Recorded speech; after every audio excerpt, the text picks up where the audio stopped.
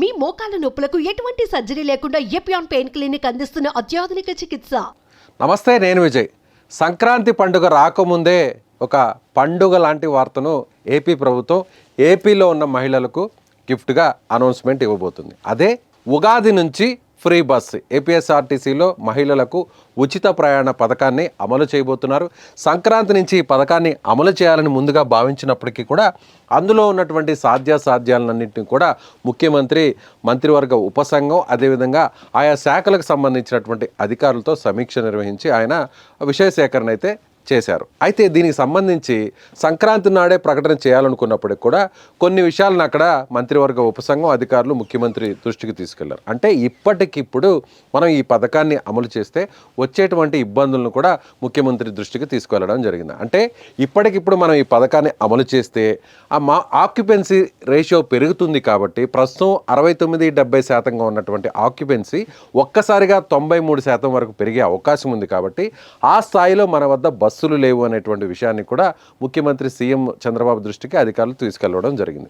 దీనికి సంబంధించి అంటే ఉగాది వరకు సమయం ఉంది కాబట్టి 2-3 నెలలు సమయం ఉంటుంది కాబట్టి అప్పటిలోగా మనం కొన్ని బస్సులను సమకూర్చుకోగలిగితే ఈ పథకాన్ని ఇమీడియట్గా స్టార్ట్ చేయాలనేటువంటి ఆలోచనను వారు సీఎం దృష్టికి తీసుకెళ్ళినట్టుగా తెలుస్తుంది. అయితే దీనికి సంబంధించి కూడా ఇప్పటికే కొన్ని రాష్ట్రాల్లో కూడా మంత్రివర్గ ఉపసంఘం రాష్ట్రాలకు వెళ్ళడం జరిగింది. ఈ పథకాన్ని అమలు చేస్తున్నటువంటి తెలంగాణ కావచ్చు, తమిళనాడు కావచ్చు, అదేవిధంగా ఢిల్లీ కావచ్చు, పంజాబ్ కావచ్చు, ఇలా ఆ వివిధ రాష్ట్రాలకు వెళ్ళి అక్కడ అధ్యయనం చేయాలనేటువంటి నిర్ణయాన్ని కూడా ఈ మంత్రివర్గ ఉపసంఘం అధికారుల ముందు, అదేవిధంగా ముఖ్యమంత్రి ముందు కూడా చెప్పడం జరిగింది. దీనికి సంబంధించి 1600 బస్సులు అయితే అందుబాటులో ఉంటాయి. దీనికి సంబంధించి మరొక 2000 బస్సులను సమకూర్చుకోవాలి అనేది ఇప్పుడు ప్రభుత్వం నిర్ణయం తీసుకుంది. అయితే ఇప్పుడు ఒకవేళ ఉగాది నుంచి అమలు చేస్తే ఎక్కడెక్కడ ఎవరెవరికి ఉచితంగా ఈ పథకాన్ని అమలు చేయబోతున్నారు అనేటువంటి ప్రశ్న అందరిలో కూడా ఉత్పన్నమవుతుంది.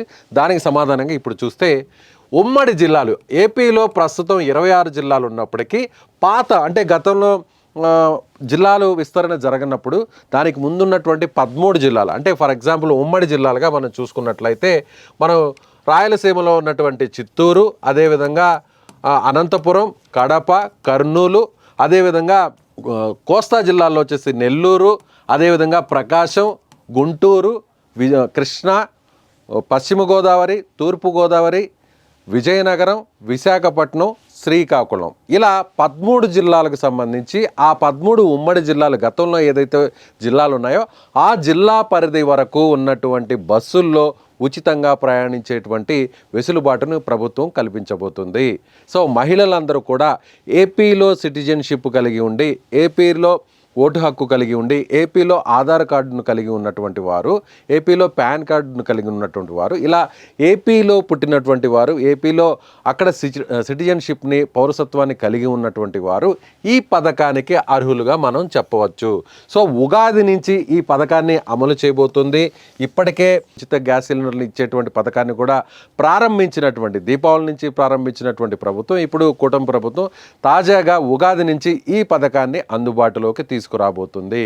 సో అదనంగా బస్సుల్ని సమకూర్చుకున్న తర్వాత ఆ తర్వాత ఈ పథకాన్ని ప్రారంభించాలి. సో ఒక నెలకు ఈ పథకానికి సంబంధించి దాదాపుగా 236 కోట్ల రూపాయల భారం అటు ఏపీఎస్ఆర్టీసీ మీద పడుతుంది. కాబట్టి దానికి సంబంధించి ప్రభుత్వం వైపు నుంచి కూడా ఈ మొత్తాన్ని కూడా చెల్లించే విధంగా కూడా ఆ భారాన్ని భరించే విధంగా కూడా నిర్ణయం తీసుకుంది. ఇప్పటికే తెలంగాణలోను, అదేవిధంగా ఢిల్లీతో పాటుగా పొరుగున ఉన్నటువంటి తమిళనాడు, కర్ణాటక, ఈ రాష్ట్రాల్లో కూడా ఈ ఉపసంఘం మంత్రులు వెళ్ళబోతున్నారు. ముఖ్యంగా మహిళా మంత్రిగా ఉన్నటువంటి హోంమంత్రి అనితతో కలిసి రవాణా శాఖ మంత్రిగా ఉన్నటువంటి మండిపల్లి రాంప్రసాద్ రెడ్డి, అదేవిధంగా ఇతర అధికార బృందం ఏపీఎస్ఆర్టీసీ ఎండీతో కలిసి వీరు దీని మీద అధ్యయనం చేసేటువంటి పరిస్థితి అయితే కనిపిస్తుంది. చాలా స్పష్టంగా వచ్చే ఉగాది నాటికి తెలుగు సంవత్సరం ఆరంభం నుంచే ఈ పథకాన్ని అమల్లోకి తీసుకురావడానికి చంద్రబాబు, పవన్ కళ్యాణ్ ప్రభుత్వం సిద్ధమైందనే చెప్పాలి. దీనికి సంబంధించినటువంటి ఒక అధ్యయనాన్ని పూర్తి చేసిన తర్వాత వారు ఇచ్చేటువంటి సమగ్ర నివేదిక ద్వారా సో దీనికి సంబంధించినటువంటి గైడ్ లైన్స్ అంతా కూడా అనౌన్స్ చేసేటువంటి పరిస్థితి కనిపిస్తుంది. సో ఏపీ 0 టికెట్ అంటే మీరు బస్సు ఎక్కితే టికెట్ కొడతారు. ఇప్పుడు తెలంగాణలో, కర్ణాటకలో ఎలాంటి ప్రాసెస్ ఉందో అలాంటి ప్రాసెస్ని అక్కడ కూడా అమలు చేసేటువంటి పరిస్థితి. మహిళలు ఎవరైతే బస్సు ఎక్కితే ఆ బస్సు ఎక్కిన వారికి టికెట్ కొడతారు. కానీ ఆ టికెట్ 0 టికెట్, దాని మీద ₹0 అనేటువంటి ఒక టికెట్ని ఇచ్చేటువంటి పరిస్థితి ఉంటుంది. కాబట్టి తద్వారా ఎంతమంది ఎక్కుతున్నారు, సో ఎంతమంది మహిళలకు ఉచిత రవాణా కల్పిస్తున్నాము ఏపీఎస్ఆర్టీసీ ద్వారా అనేది కూడా ఒక లెక్క వస్తుంది. తద్వారా ప్రభుత్వానికి సంబంధించి కూడా ఏపీఎస్ఆర్టీసీ మీద ఎంత భారం పడుతుందో ఆ భారాన్నంతా కూడా ప్రభుత్వం భర్తీ చేసే విధంగా, భరించే విధంగా నిర్ణయం తీసుకుంటారు. కాబట్టి జీరో టికెటింగ్ విధానాన్ని ఏపీలో కూడా తీసుకొచ్చేటువంటి పరిస్థితి చాలా స్పష్టంగా కనిపిస్తుంది. కాబట్టి కూటమి ప్రభుత్వం మరొక గుడ్ న్యూస్ చెప్పబోతుంది మహిళలకు, ఏపీలో ఉన్నటువంటి మహిళలకు. సో ఖచ్చితంగా ఈ పథకాన్ని ఉగాది నుంచి అమలు చేయడానికి ప్రయత్నాలు అయితే జరుగుతున్నాయి. సో మీరేమనుకుంటున్నారు? ఇప్పటికే ఈ పథకం ఏపీకి పొరుగు రాష్ట్రాలైనటువంటి కర్ణాటక, తమిళనాడు, తెలంగాణ ఈ రాష్ట్రాల్లో అమలులో ఉంది. కాబట్టి అక్కడ ఉన్నటువంటి పరిస్థితులను మీకు తెలిసినట్లయితే మీరు ఖచ్చితంగా కామెంట్ బాక్స్లో కామెంట్ చేయండి.